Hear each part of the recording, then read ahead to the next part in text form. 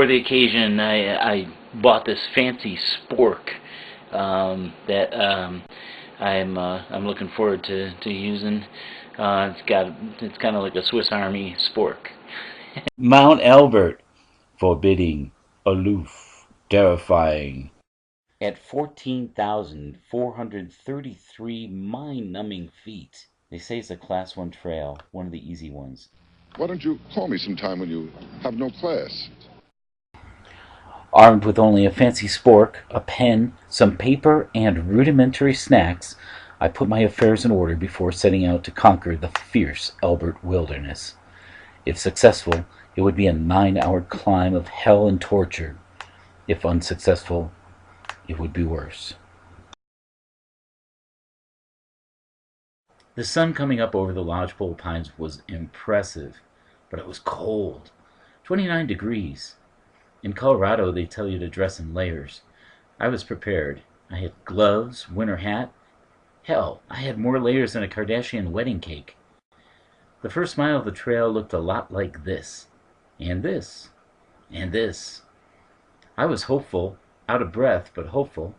So, here we are at a point where the trail for Mount Elbert splits from the trail, the Colorado Trail, which goes the entire length of Colorado. And so far I've had to make several stops to catch my breath. This is a kind of a test of mental toughness, and gotta have the heart of a dragon, so I'm gonna keep pushing on. Later I learned that was the flat part of the trail. After the first mile, the trail looks like this. The elevation gain is a 40% incline, almost a foot for every step. It warmed up pretty fast as the sun rose. I started shedding those layers faster than a stripper after 5 vodka Red Bulls. My asthma inhaler leaked its entire contents. Visions ran through my head of me being airlifted off the mountain. The pilot's name was Jake. He flew in 9. Oh, Smithers, I guess there's nothing left but to kiss my sorry butt goodbye. And here is a view of the neighboring peak, Mount Massive.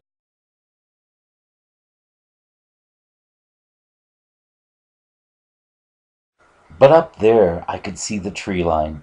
The tree line is at just about 12,000 feet above sea level. You know, the place where they have oxygen.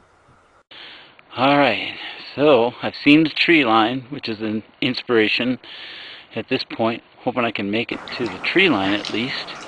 I am struggling a little bit with my breathing, but I'm making frequent stops to catch my breath, taking some water, took a banana, and now, if you can see behind me, the sun is shining brightly.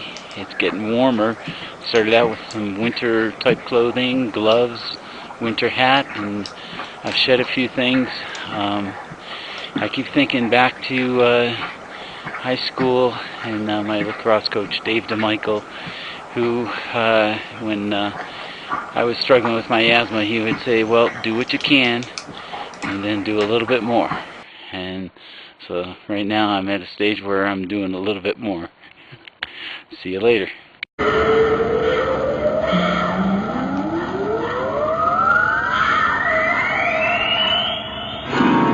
As you climb, there is no change in the percentage of oxygen, but the air pressure changes, making you work harder to get the oxygen you need. What you're able to breathe, they call it, what's that? Stop. They call it inspired oxygen content. Hey, I'm being serious here.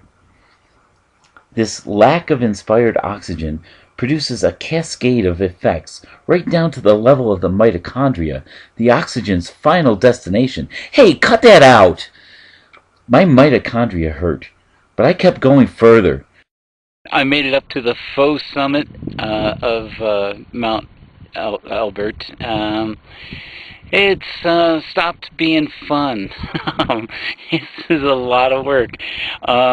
Just to give you an idea, here's the view of what I just climbed, and I'm already higher than most of the mountain peaks in the area. That's Mount Massive. I haven't gotten that high yet, but I think this is about 1250 where I just reached, and it's pretty gorgeous. But there are some gray clouds that are moving in. I've just decided to make this my experience. I've been hiking for just over 3 hours, and the legs are good, just the lungs are giving out a little bit, and it's been a great experience though. So anyway, welcome to the faux summit of Mount Elbert.